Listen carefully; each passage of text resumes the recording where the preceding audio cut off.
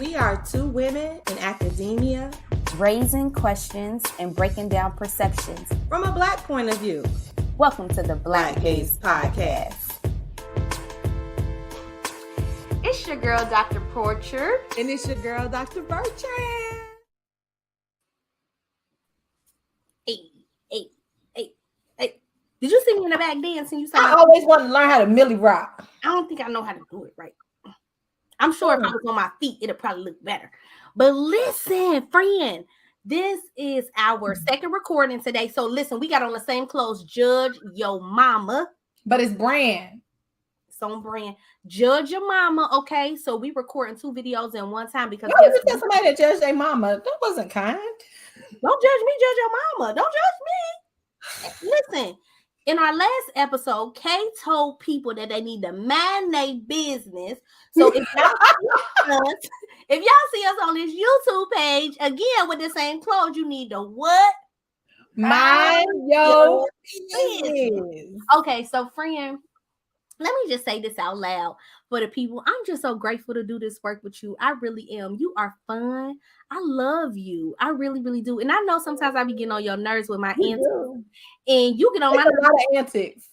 It is antics. I can't imagine life without these antics. Like when I say I love you too, I love you too. Like for real, like 10 times. No, for real. Like it's for real. Like, and I love you to life, not to death. I'm trying to live to 100. Nah, I ain't gonna die with you now. If you feel like you're gonna die, then you go on ahead, and I'm just gonna have to run on and see what the end gonna be. I'm not. So you my ride of life. I'm a ride of life, okay? As long as ride to live. So friend, let's get focused. Let's focus, okay? I'm focused, man. Tell your man to holler at me, man. Okay, focus. All right, friend, can you tell the people? I'm so hyped to talk about this. Can you tell the people what we talking about today? But you got to do it like only Black gays can do it. Okay, hold on. Let me first of all swing my braids. Okay. All right. Ryan.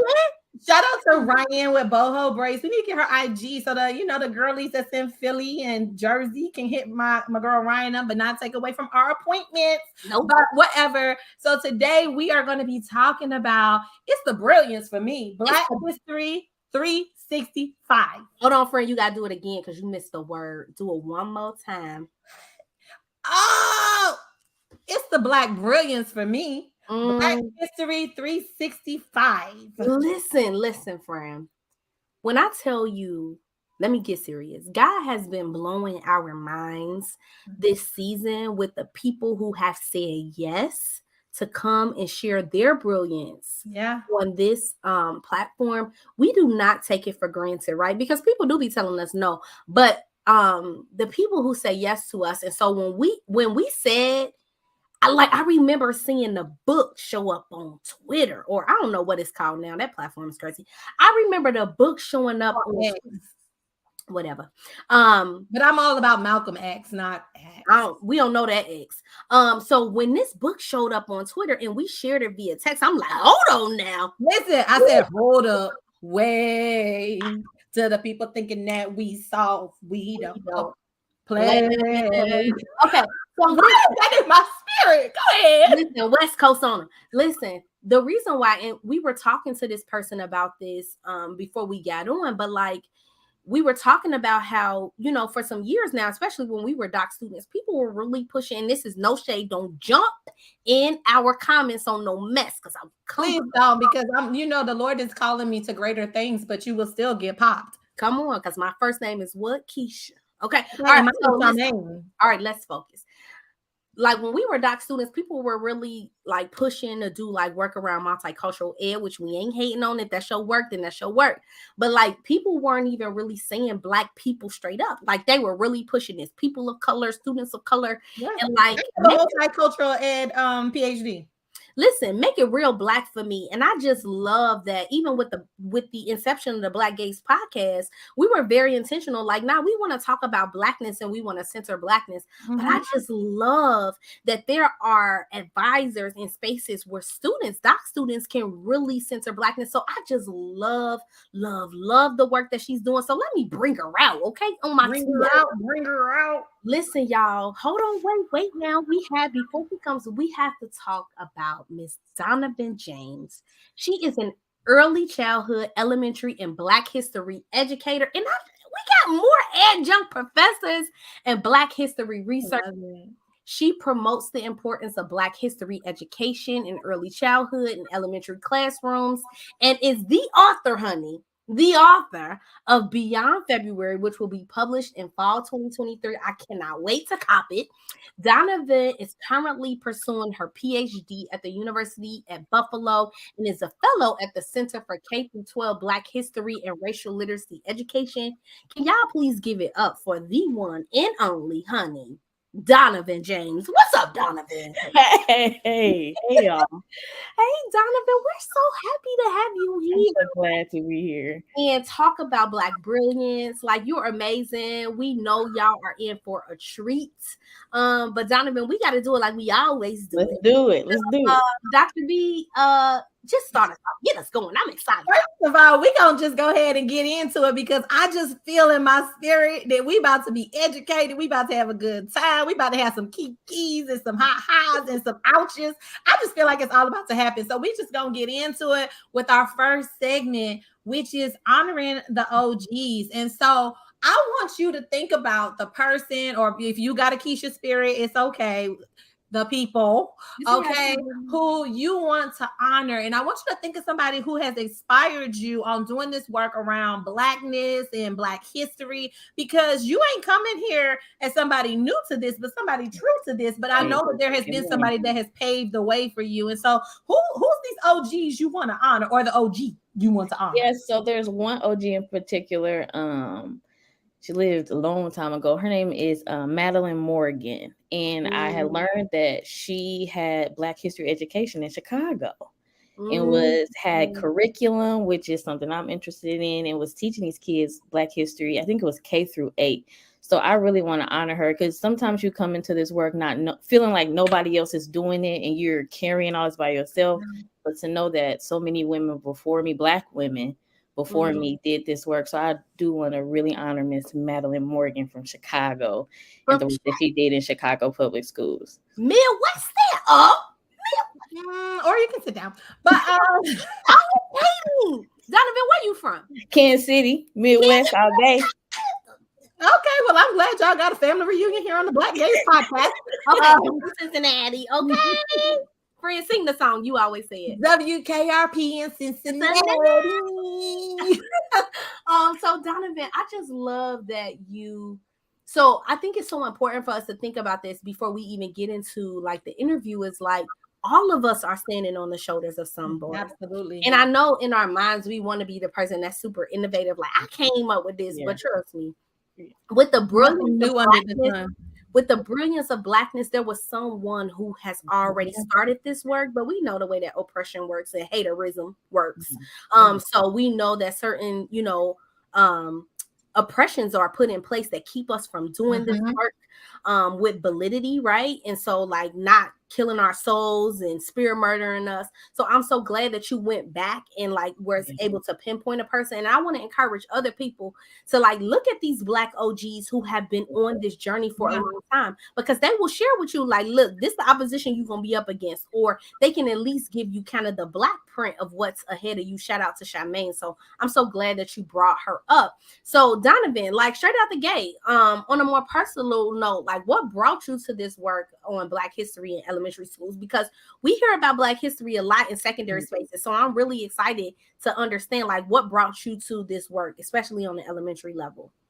Yeah, so my mama, my daddy in church really just going through elementary school, and you learn about Martin Luther King Jr., Harriet Tubman, but then to be at home and learn about Malcolm X and Madam C.J. Walker and learn about Black people at church, it's like, well, why am I getting this in my community which school is a part of the community, but why is that not transferring into that space? So that's what really brought me into that work, is my, upbringing. And then when I became a teacher, looking at the curriculum and seeing that my people ain't there was like tough. Like, where we at? Like, because we do this. This is what we do. We do it all the time. So why are we not here? And so that's when I really got into it and then started bringing, Black people into my kindergarten classroom. I taught in a multi-age classroom before that. So bringing it there and bringing Black people, where whatever we were studying, it was going to be some Black people there. Like they were going to be, because that's where they're supposed to be. So I was just, sick of the omission and erasure and like ignoring Black people. So I wanted to bring those people, bring my people with me, is really how I got into that work.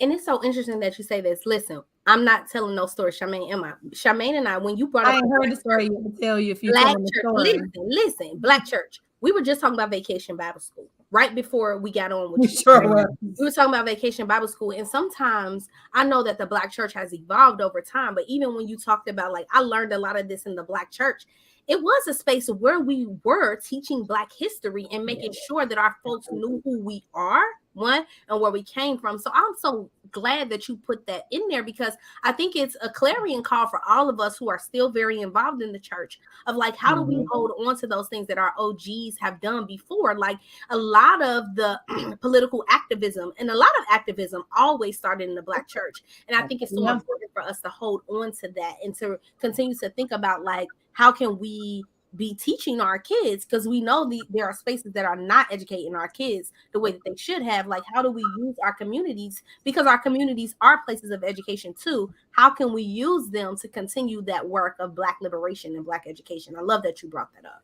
And you know what, like, I know for you, like, you went to Spelman and you have a foundation on Blackness and history of Blackness. And I don't know, Donovan, did you go to a HBCU? I did not. Yeah, so I know that for me, just like you, the foundation of what I know about Black history came from the Black church. And I think that, like you said, it's very important for us to really focus on how do we bring that narrative to our children, because in classrooms, they're getting a lot of anti-Blackness, or they're experiencing, like, we're not good enough, or we didn't have any contribution to history or things of that nature. And so one of the things when I hear your name, and I'm just going to jump right into it, I just think about celebrating Blackness and embracing Blackness and loving Blackness, because even on your social media, you have, I know this is who you are, and people use this term brand, but that's what you exude, right? It's Blackness. And so what do you love about being Black, and who or what taught you to love your Blackness the way that you do, so that you can bring it out to us? Yes. I love that as a Black person, like the knowledges that we hold, like there's so much wisdom in Blackness. Like anytime I talk to my mama, it could be for 10 minutes and I'm like, oh, dang, I didn't know that, or I hadn't thought of that. So just like being together with Black people, like I know I'm gonna learn something. And also knowing that so many people try to mine our knowledges and take them and steal them and use them, but it don't work for them because they ain't Black. They're not us. It can't. It won't ever. It ain't gonna ever work. So that is what I love about being Black, just how knowledgeable and brilliant and how genius we really, really are, and how people try to take it, but it don't work for them because it's ours. And we get to keep it as long as we want. Or if we want to share it, we can share it. But if we don't have to. And so I love that.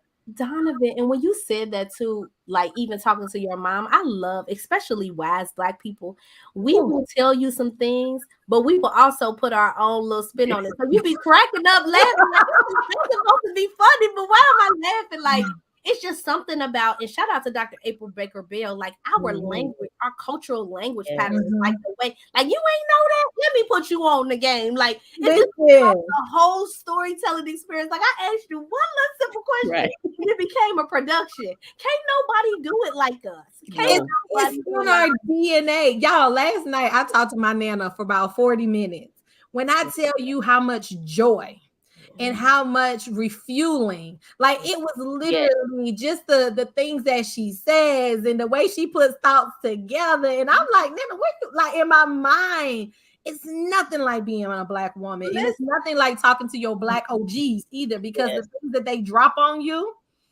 I don't know if they're trying to check you, wreck you, or what, but you leave field. Like, I don't know if she would come for me, but I like it. Listen, in the sayings, like, right? And I'm just like, Grandma, I'll talk to you tomorrow. If the Lord willing. I'm like, I don't always I will talk to you I'll say, Nana, you gonna do X, Y, Z? Listen, girl, I don't let no grass grow under my feet. What? I ain't never heard that. I never heard that one either, but I love it. I really love us. Like, and I think those parts of us, like when we're in these non-melanated spaces, like we have to let go of those things about who we are, but culturally, like that's what makes us who we are. And like I am very adamant about making sure my non-melanated students, they get all my Blackness, because they're always cracking jokes that I don't know about. I be like, hold on, I don't know about that. I'm not culturally competent. School me. You know, and so I make sure that I bring, because those are just parts of me that I'm not willing to let go of in these spaces. So Dawnavyn, our next question, listen, we didn't this book, honey. I'm ordering it with my university funds. Me too. Listen, matter of fact, we can pre-order, can't we? You can pre-order. Yes, you can. You can pre-order. We be like swiper, no swiping. I cannot listen. You have a new book that is about to drop titled Beyond February, Teaching Black History Any Day, Every Day, and All Year Long. Listen, black. It's black. Okay. Black. Any day, every day. Okay. All day, all year long. All year long. Any day. You can get it on any day. Black History is good on any MLK Boulevard. Right. Any boulevard. Okay. What do you hope this book will do for Black children and Black people? Ooh, for Black children, because it's a book for teachers to guide them in their teaching of Black history. I just want Black kids just feel honored and continue to be proud of who they are. There's so much out there talking about, you know, how sometimes Black history can be too much, too heavy, too complex for kids, but you know, Black kids understand. And in my experience, like Black kids love it, and they exude so much joy when they learn about who they are. And then for Black people, I just hope they continue to feel supported, that, you know, I'm out here pushing for our history to be put back into schools, especially where our children are. So that's what I'm hoping that this book will do for my people. Just keep them loved and supported and surrounded. And I know we don't elevate non-melanated people on this show because whatever. And but I do think too, like I know it was shady. I was just writing something for this tenure stuff, and I was like, and we know that while I know this book is for Black people, like I was writing about like how Black educators and Black education also positively impacts all children. And let's not get it twisted. Like Black history is American history, point blank, period. So I think that's so important. But I just feel like, I mean, when I did Black History 365, there was not a Black face in the room. But I need you to know, like, a lot of the things that you think came from non-melanated people came from us. So you're living a lie, and let me bring you over to the truth. Come on. So I think it's so important for us, because I do think that there are some non-melanated people that are hungry for the truth too. So it's important for our Black children to see themselves and know who we are, but also don't get it twisted. These folks need to know the truth. And so it's important for them to know about our excellence too. And they know we excellent. They know. Yes, they do. They do. But I do think that it can work for everybody. Dr. B, you wanted to add something? I do, because you know what? I'm listening to you, and this interview really reminds me of the conversation that we had with Dr. Tiffany Mitchell-Patterson when we were talking about... Hello, Tiffany. Yeah. What's up? Revolutionary Tiff, shout out. Revolutionary Tiff, Marley's mama, okay? But like one of the things that I was thinking about, like as we were talking, is we were having this conversation about CRT and all of the banning that was happening during that time. And I can't help but to think about, I'm not going to honor or put his name in this space, because this is a sacred space here. But thinking about the person who is overseeing Florida right now and all of the foolishness that's happening down there, and the new Black history standards that's pretty much erasing our actual history, which is And fraudulent, right? Which is giving lies to students and things of that, all of these different things. And so the question that we want to ask you are, what are ways that parents and teachers can counter this and make sure that their children are receiving the truth regarding Black people and Black history? Because we even started this conversation that a lot of our foundation was built in the Black church. So yes, that's one space, right? But what you're doing with your book is something totally different. So can you just help us to really think through, especially our listeners, how can we make sure that our kids are receiving the truth? Yeah, absolutely. First, I think it's important we have to educate ourselves and do our own research, because there's so much Black history I still don't know, and I'm continually learning. And I think that's a lot of what my mom and daddy did, was a lot of what they found out, what they knew they would bring to me and my brother. My mama had us studying different people, like it just, what they had learned and brought that into the home. And then my number one thing is always picture books. There are so many dope picture books about Black people, written and illustrated by Black people.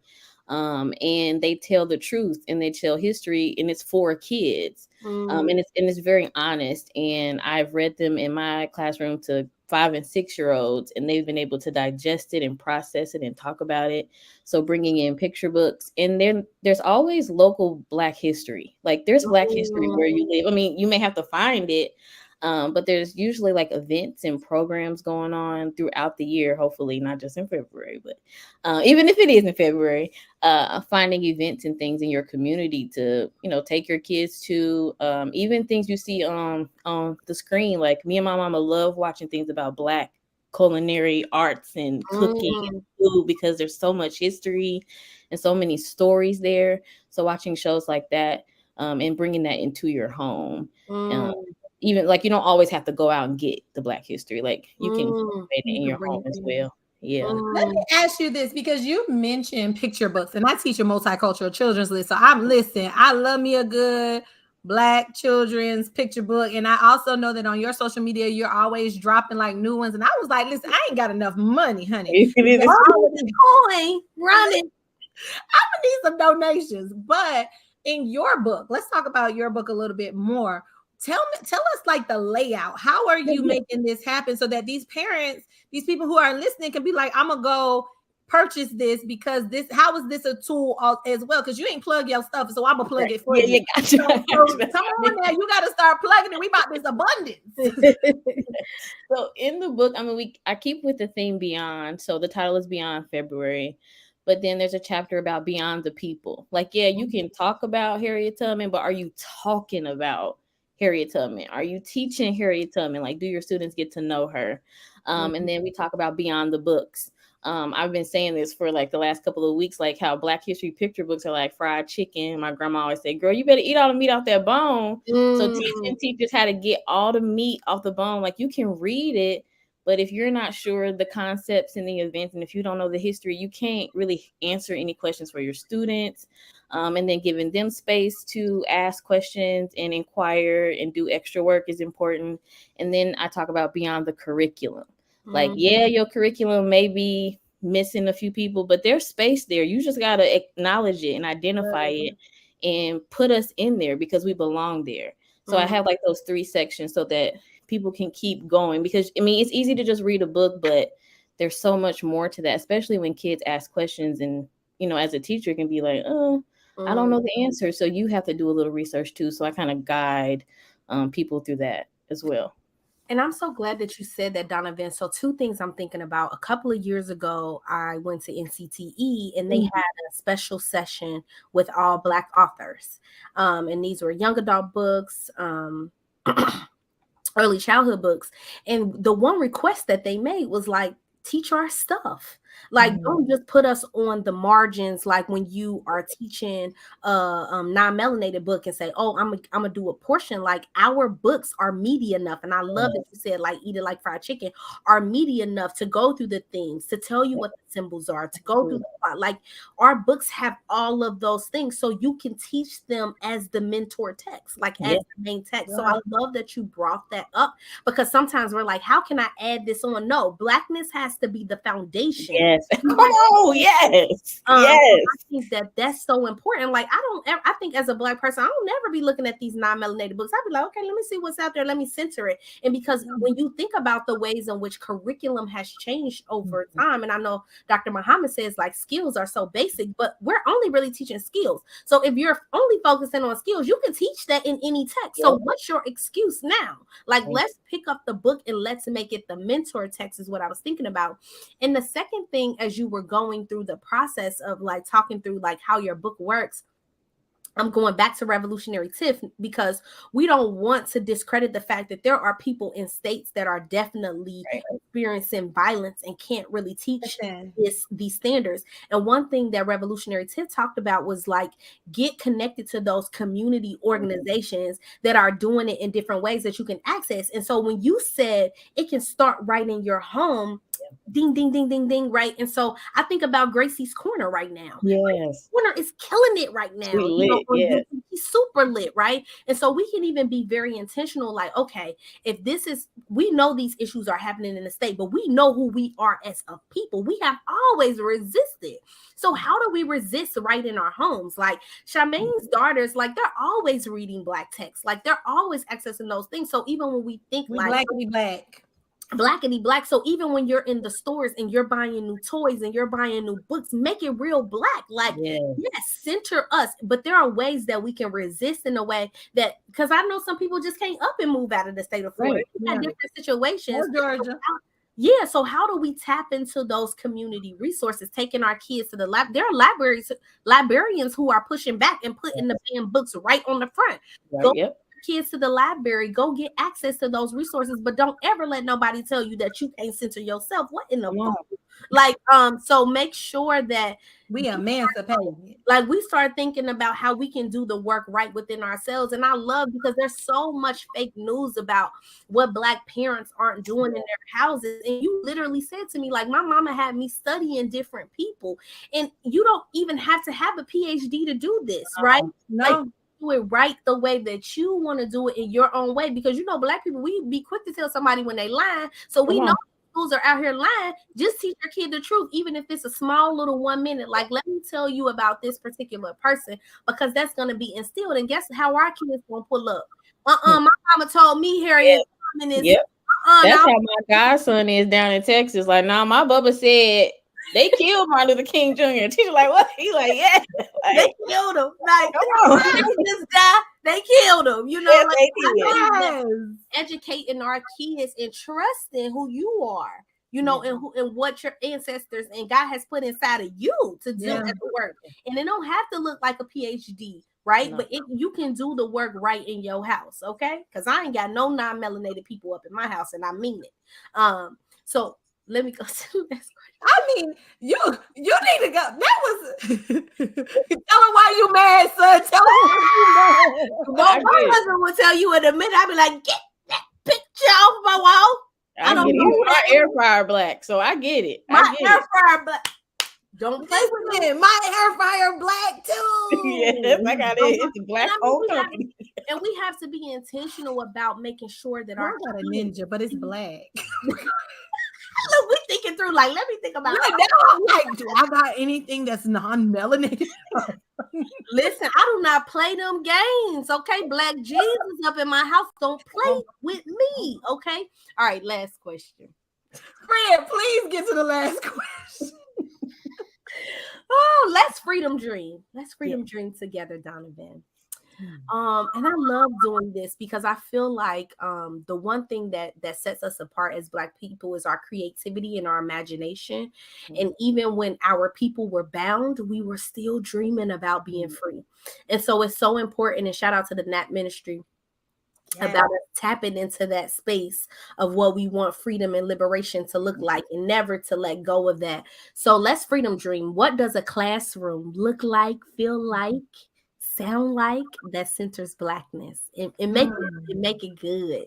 Yeah, so it looks like kids with agency, doing what they need to do, getting how they need to do. We're not raising him. We know our mission here, our goal here, so we can access what we need to. It feels like community. It feels like love. It feels like safety. comfort. It sounds like music and laughter and discussions and honesty.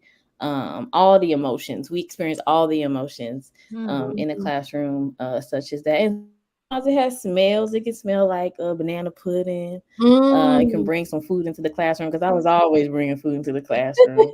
And it just exudes family and community for sure. That's what that looks like. And there's art on the walls. There's pictures on the wall. There's books everywhere centering Black people. So that's what that classroom looks and feels like. And I know that because I had a classroom like that too my last year. I mean, that's all it was, just a phenomenal space with all these different kids doing all these wonderful things. So it is possible. It is possible. And when you said like agency, like, and no raising hands, you know what you need, go get what you need.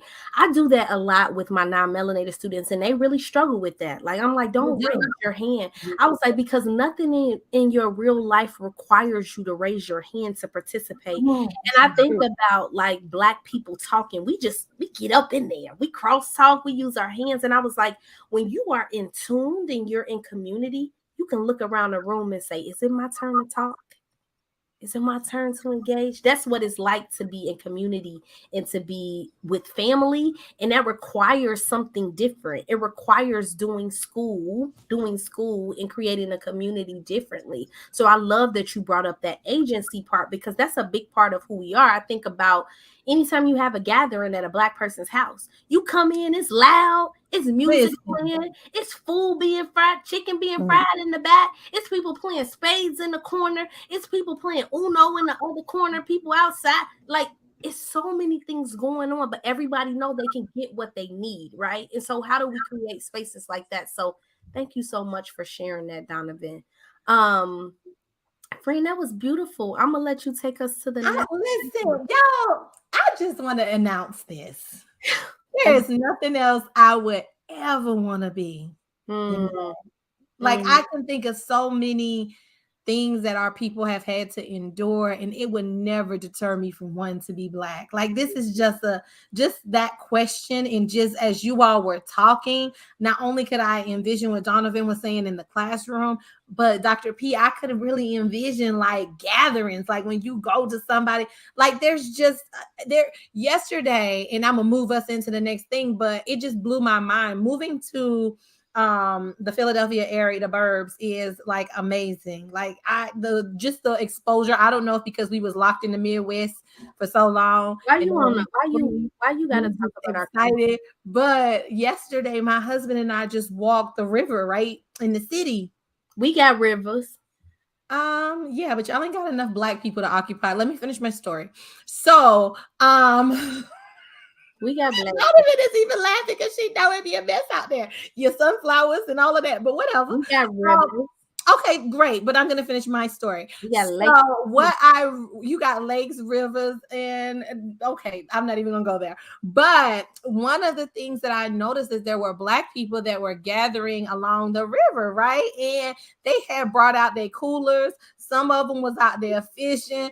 Some of them was out there. Somebody had a little birthday party and they had some little deflated balloons that was hanging on by a thread, but you couldn't tell them that thing won't lit. Like, it was just so much. And my husband and I looked at each other and we just was in awe, like, this is living. It's not expensive. It's not like thrilling, but this is living. And it's so amazing to see how Black people can build a space anywhere they go. And even in the midst of all the hardships and things that they go through. And this was a conversation we had yesterday, which is so bugged out. But like, we still find joy. We find joy by the river. And it's, Keisha and I, we always talk about, there's something about being by the water. And that's why I wanted to walk. But it just was an amazing thing. And so I just thank y'all for sharing those visuals of Blackness and what it can just create, because it is so dope. But we're going to move along. So one of my favorite segments, it's the best segment. I think it's so ratchet. I love it. Not to say that Black folks is ratchet, but Keisha and I, we are ratchet. We is ratchet and we is proud, okay? But I want to move to one of my favorite segments, which is called What you doing with your life? And so Dawnavyn James, because I just Dawnavyn James, honey. Yo, that name. I hope your mama listens to this, or whoever named you, whoever take care of you, and then they just be like, they did a good job. Shout out to you for this name. I ain't having no more kids, but if I did put something together that was like that. But listen, what you doing with your life? What you listening to? What you watching? What you reading? Just what you doing. So I am I've been rewatching Sister just because it's a comfort show for me. And I've been reading Madam CJ Walker. Like, if I could sit and talk to somebody from Black history, it would be her. So there's a book out about her. It's about her philanthropy, and it just breaks down how Black people's philanthropy looks different than white people's philanthropy. Like, what we see as philanthropy, what we give and what we do. And so I've been reading that book, and it's been really, really cool and really insightful. And it reminds me of like my mama and grandmama, and just, you know, the things that they do and what they give. So that's what I've been reading and listening to. I've had Halle Bailey's Angel on repeat. So that's really listening to. Isn't it beautiful? Yes, I listened to that. Yeah. I listened to that the other day, and I was like, oh, I have to add this to my healing playlist. But then the enemy got busy, so I had to put on some Nuck If You Book. So I go back and forth. The enemy got busy. Then why would you put on Nuck If You? Is that your war cry song? That's my war cry. Don't keep playing with my system, okay? Because I will get.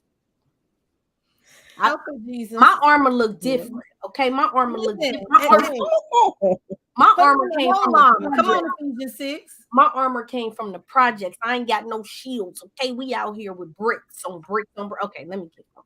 But I need the bricks to be able to sustain the battle. So we're gonna have to fix some of your armor. Bricks out the window. Don't play when you walk by. Okay. Dawnavyn. I know you like, what did I get myself into? I love this. This is like cousins. I love this. I love it. You want to be our cousin then? Listen, let me tell you. My birthday is August 25th, so I'm gonna need a gift then, cousin. Listen, when I tell y'all we used to do something living in the projects, you gotta be innovative, honey. And sometimes we ain't have all the tools, so we used to be doing stuff. Okay, so Dawnavyn, we had this segment. I'm serious. Just go to the. We ain't have all the resources. We ain't had no stove, so we used to have to go to the truck to get candy. Like, who even like leased that truck to him so we could get snacks? And where was he getting those snacks from? Story for another day. Okay, Dawnavyn, we have this segment called I See You. And we love this segment because it really pays homage to Issa Rae. I don't know if you ever seen the interview that Issa Rae did where she was like, you know, when she got her show, she put her folks on, like people who were already in her community. Like, she ain't want to just go get the people who, you know, everybody knew. And so, you know, sometimes in these academic spaces, like, we're looking up to our OGs, but we forget the people who right next to us that's grinding, that's doing amazing work too. And so we wanted to give you an opportunity to shout out somebody who's like really doing this work around Blackness, Black History 365, centering Black people. Like, who's on this journey with you that you want to shout out? Yes, I do want to give a shout out to, she'll be coming to Buffalo, is Dr. Brittany Jones. I absolutely love her, like her work. I read her article and I was like, where is she at? So I absolutely love her, and I cannot wait to work with her but learn from her. Like, she's so dope to me. So I would love to. I see you, Dr. Jones. Oh, come on, Dr. Brittany Jones. Use the language. I see you, Dr. Jones. I follow them on Twitter. Yes, she's dope. Yeah, they're pretty awesome. I love that. And I think too, like, you're modeling right now in real time, Dawnavyn, like, for any doc students or any students, like, get connected to the people who are next to you and like know who they are, read their work, like, and reach out to them. Like, some of us are like, hit me up, shoot, I want to share my little article. Okay, you read my little article, let me share it. My little article. Okay, so I think it's so important, and you just model, like, for people. Like, I am watching the people next to me, so when you're at these conferences or at these events, look for the people who are like right with you and they're doing the work, and see how you can get connected to them. So Dawnavyn, this has been beautiful. Like, I am so proud of you, Dawnavyn. And I don't even, I don't know you well, but you are our sister now. Like, and I'm just, if there's anything we can do to support you and support your work, keep going. Like, keep shining a light and like hold on to that. Like, I see it. It's ruminating in you. Like, hold on to that, because in this spaces they try to dim your light, honey, but they can't. And so make sure that you hold on to it and just continue to do this work with integrity. Thank you. I can tell that you're doing it with integrity. And I just love that for you. And I'm just so thankful to all the Black children and educators who are going to be blessed by your work. Like, and I ask that, like, right now in real time, that God would just blow your mind and increase, like, enlarge your territory, that the work that you're doing will be bigger than what you ever even imagine. Like, so just stay faithful, like, over this little thing. I'm telling you, it's going to be amazing. Thank y'all so much. Thank you. Y'all, she done took us to church, so we might as well continue and do some church bulletin announcements. Because she done took us to church, and I just want to come and just say, I mean, Dr. P, we speak for each other, so she done said all she needs to say. But I just thank you for your yes. When we reached out to you, there was no hesitation. It didn't feel like, I don't know if you had to go pray or consult with folk, but it worked out. And so I thank you for your yes. And thank y'all for the invitation. Like I said, I love this. So thank you. I love this space. Thank you for pouring into me. I appreciate that. Thank you. Well, listen, y'all, we got the church bulletin announcements. I was gonna say we're gonna have Bible study, but no. Y'all better take these episodes and put them in your courses now. Put them in your courses. This episode right here needs to be in everybody's course. I see this in education foundations. I see this in social studies methods. I see this in ELA classes. I see this for everybody. So please put this in there. But one of the things that we also ask is, that they got some mess going on with Twitter. We shifting over. Follow us on our Instagram and Facebook, of course. But we are now on YouTube. And we really growing YouTube. God has given us an amazing vision and we are acting on it. So if you all can follow us on Twitter, subscribe, not Twitter, see, the devil is busy. YouTube, follow us on YouTube, subscribe, like, hit the bell, save it and give it to people, whatever them things is, because we need all the views. Child, I got to learn the language, because he just threw this on us real quick. Listen and watch it. And also too, like, Dawnavyn, she's amazing, y'all. Yes. So if there are any pre-service teachers or students, like, go on her Instagram page. The girl is giving you knowledge for the free, okay? And for the free, it ain't gonna always be free, so you better get it now. Come on, get it now. Get it while it's hot. Pick up them gems. I'll be dropping them. Listen, because I am speaking, okay, $20,000 keynotes into your life. So it's about to be something different. But I also want to have you all to pre-order the book. The reason why y'all, listen, our people perish for lack of knowledge. Y'all ain't reading, okay? So pre-order the book Beyond February, Teaching Black History any day, every day, all year long. Dawnavyn, by Dawnavyn James. Will this be on Audible? Oh, I don't know. Listen, I need somebody one day. Audible, where you at? Get Dawnavyn's book on Audible, because people got kids and they be in the car driving around. Right. They can be listening to this. And the kids can listen. The kids can listen. They can learn too. Yeah, they can learn too. So I'm speaking it into existence. Get Dawnavyn's book on Audible. Okay, yeah, I'll read it too. Come on. Now, why are we talking about Jesus coming off gangster? Talking about how we gonna hit on people. Like, this is a lot happening in this segment. It is so black, and I love it. I love it. We just thank you for just dealing with our shenanigans. We just thank you. Friend, I love you. You already know. I love y'all. My cheeks is hurting. I love you. I love y'all. And Dawnavyn, you have such a beautiful spirit. Like, it's really resonating in the screen. So I'm just thankful. So Dawnavyn, you got to do one last thing for us, like only a good Black girl can do. Okay, and I'm a model for you, and you just come after Dr. B. Okay, so you know how to do this. All right, it's your girl, Dr. Porcher. It's your girl, Dr. Bertrand. It's your girl, Dawnavyn James. And we out.